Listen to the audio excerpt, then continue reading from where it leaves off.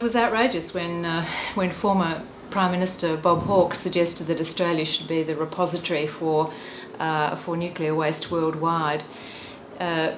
This idea was canvassed some years ago by Pangaea, who said there would be enormous benefits, economic benefits to Australia, as indeed there would, because this problem is so huge that I'm sure many countries would spend anything in order to get it out of their backyards and into ours.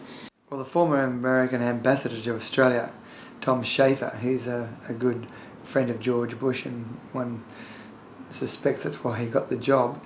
He believes that depleted uranium is not an issue at all. In Australia it won't be tested here because they wouldn't do anything that contravened the environmental laws. Can the American government assure the community that no depleted uranium will ever be used on Australian soil? Well, I think the depleted uranium issue is really a bogus issue. The Navy is not engaged in that sort of thing, and we're going to, whatever we do with Australia, we're going to do with the concurrence of the Australian government and the environmental laws and whatnot that have to be observed here in Australia. And I just don't think that that is a real issue that will present a problem to us in the future. This weapon system right back here is the Phalanx close-in weapon system, Mark 15. It fires 20mm depleted uranium. It's mainly an air defense. That weapon system? Right here, this white kind of dome sticking up right here. There's a belt underneath it. And that can fire depleted uranium? Yes, it fires depleted uranium or tungsten. Fire several thousand rounds. It can fire.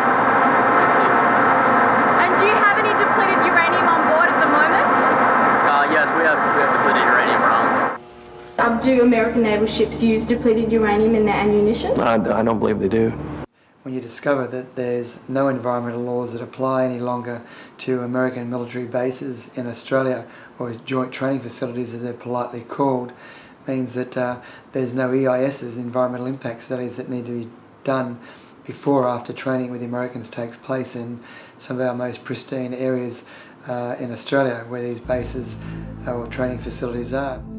We showed the film in the middle of the American exercises in the June Talisman Sabre 2005, and there was a whole contingent of about 11,000 American troops that had come on nuclear warships, subs, aircraft carrier, destroyer and attendant fleet to take part in these joint exercises with the Australians.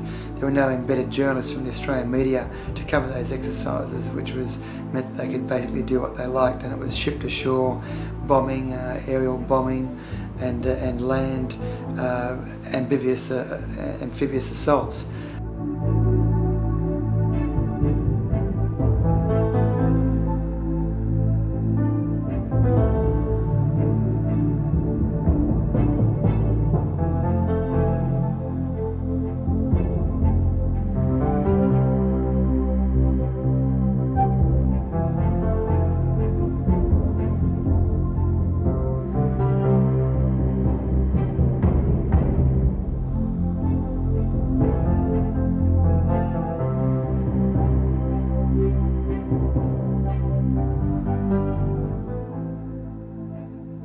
There's no better friend in the world than the Australians.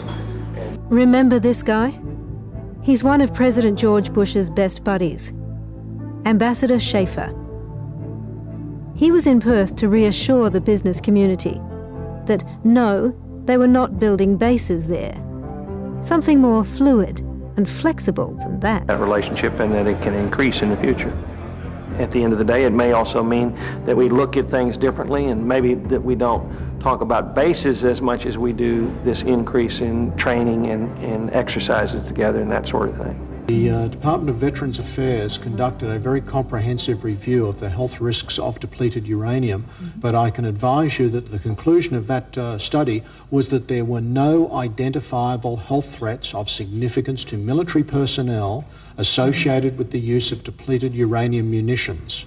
But as Douglas Rockey said when he came to Australia, it was also the fact that when you blow up oil facilities, chemical factories, an enormous number of those meant that this toxic chemical soup was being distributed right across a very large area. So it's not a good place either for our troops or for Iraqi civilians to be living in amongst that.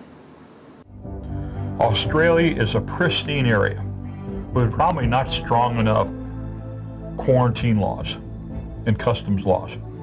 Now the U.S. military is going to go into these things, Lantholin, Australia, or up in the Northern Territories, or up in Queensland, set up military bases, come in there and trash them and blow them up and contaminate them.